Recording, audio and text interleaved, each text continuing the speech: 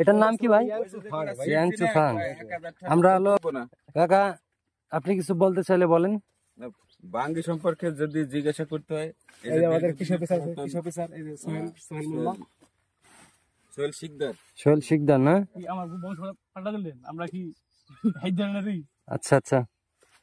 তো যাই হোক, এই জায়গা হচ্ছে কয় প্রকার বীজ লাগানো? বলেন। সাধারণত দুই প্রকার বীজ চাষ করা হয়, হাইব্রিড ও দেশি। হাইব্রিড হলো আপনার বড় দেখানোর জন্য, আর দেশিটা হলো আপনার ফলন বৃদ্ধির জন্য। যদি কারো তরমুজ লাগে, আমরা তাইলে কিভাবে এখান থেকে তরমুজ বাঙ্গি জাগে লাগে, তারা কিভাবে আপনার সাথে যোগাযোগ করবে সেটা বলতে হবে না? ঠিকানা বলতে হবে না? এই ঠিকানা গোপালগঞ্জ কোটালীপাড়া থানা, কলাব ইউনিয়ন, তেঁতুলবাড়ি গ্রাম। আপনি মোবাইল নাম্বার বলেন। দীর্ঘ 2 মাস যাবত যে কোনো সময় বাঙ্গি নিতে পারবেন, যে কোনো টাইমে। 2 মাস? 2 মাস যাবত। 2 মাস পরে বাঙ্গি থাকবে না। আজ থেকে আগামী সামনে 2 মাস পর্যন্ত? হ্যাঁ, 2 মাস তো বাঙ্গি পাবেন। আপনি অনলাইনেও পারেন বা এমনি নিতে পারেন। সাধারণত অফলাইনেই বেশি বাঙ্গি কেনা বেচা হয়, অনলাইনে মানুষ প্রতারক চক্র বেশি, আক্রান্ত হয় বেশি। যেমন গাছে আক্রান্ত হয় পোকার মাধ্যমে, আর মানুষ আক্রান্ত হয় তখন হ্যাঁ প্রতারক চক্রের মাধ্যমে। ঠিক আছে। 12 থেকে 15 লাখ খরচ যাবে। 1 বিঘে জমিতে 12 থেকে 15,000 টাকা খরচ আছে। আচ্ছা, এই পদ্ধতিটা হলো আপনারা শুরু থেকে যদি বলি, আপনারা শুরুটা কিভাবে করছেন? আপনার শুরুটা প্রথমে এই চারা রোপণ করছি বাসায়, বাড়িতে। ওইখান থেকে চারা রোপণ করে জমিতে 4 হাত বাই 4 হাত স্কয়ার, মানে ডিসটেন্স 4 হাত বাই 4 হাত ফাঁকা রাখছেন মাঝে প্রতিটা গাছের ক্ষেত্রে। 6 ফিট 7 ফিট পরিমাণ আর কি। 6 ফিট। আচ্ছা, এই যে বীজটা, এই বীজের নাম কি? এই বীজের বেবিলন 2 আছে এখানে, এটা হচ্ছে বেবিলন 2। আচ্ছা, এটা যদি মানুষ, এটা হচ্ছে বেবিলন 2 হচ্ছে কোন কোম্পানির? এটা সেনজেন। আপনার এটা হলো আপনার ফ্যামিলি কেয়ার। আচ্ছা আচ্ছা। ফ্যামিলি 2 ওই কোম্পানিরই একটা গ্রুপ। আচ্ছা, আমি একটা জিনিস লক্ষ্য করছি যে আপনাদের এই যে জমিটা, এই জমির ওই পাশে যে জমিটা, ওই জমিটার গ্রোথটা একটু ফলের বেশি ভালো মনে হচ্ছে আমার কাছে, কিন্তু এইটার মনে হচ্ছে একটু লো কোয়ালিটি। কিন্তু ওইটার নামি জাতের বাঙ্গি। আচ্ছা আচ্ছা, ওইটা কিছুদিন পরে রোপণ করা আর কি, এই জন্য আর কি ওর গ্রোথটা এখনো সুন্দর আছে, উপযুক্ত পরিবেশ পাইছে, যার কারণে একটু গ্রোথ একটু বেশি। আচ্ছা আচ্ছা। আর এটা আপনার শীতের, যারা নতুন কৃষক এই মানে এই কাজে লিপ্ত হবে, তাদের জন্য সুবিধাটা তো অবশ্যই বলতে হবে। এর সুবিধা, অন্য চাষ করে তাদের খরচ বেশি, এই চাষ করলে তাদের খরচ কম। কি লাভবান হবে না লস হবে মানুষের, আসলে একজন উদ্যোক্তার সম্পূর্ণ আসলে জানার বিষয় আছে। আপনার সাধারণত আপনার পৌষ মাস শেষ দিয়ে, পৌষ মাসে, বাংলায় অগ্রহায়ণ পৌষ মাসে বীজ রোপণ করে আপনার অন্যান্য খরচ এটা কম। আচ্ছা, 12 থেকে 15 খরচ যায়, কিন্তু এর অসুবিধা হলো একটু পানি দিতে কষ্ট হয়, পানির সেচ ব্যবস্থা একটু কষ্টসাধ্য। আর আপনার বীজটা সাধারণত মানুষ এই যে এবছর যে ফলন হলো, কষ্টসাধ্য বলতে গাছের গোড়ায় পানি দিতে হয়। এই যে এবছর যে আমরা বাঙ্গি ফলন পাইছি, এরকম বীজ করতে জমির কিরকম জমি দরকার, মানে এরকম ফসল বানাইতে? আপনার সাধারণত বেলে দোআঁশ বা এঁটেল দোআঁশ মাটি যেখানে আছে হবে, এটা থাকলে হবে। আচ্ছা, এই জমিতে আপনার বাঙ্গি চাষ সাধারণত খুব ভালো হয়। একদম নতুন এই জমিতে মানে জমির চাষ করবে অন্য এলাকায়, তাদের জন্য যে ব্যবস্থা, মানে তারা প্রথমে। আচ্ছা, এখন আমি আরেকটা জিনিস জানতে চাই, শুধু মাটির উপরে এই জিনিসটা আপনারা চাষ করছেন নাকি চাষ দিয়ে তার পরবর্তীতে এটা?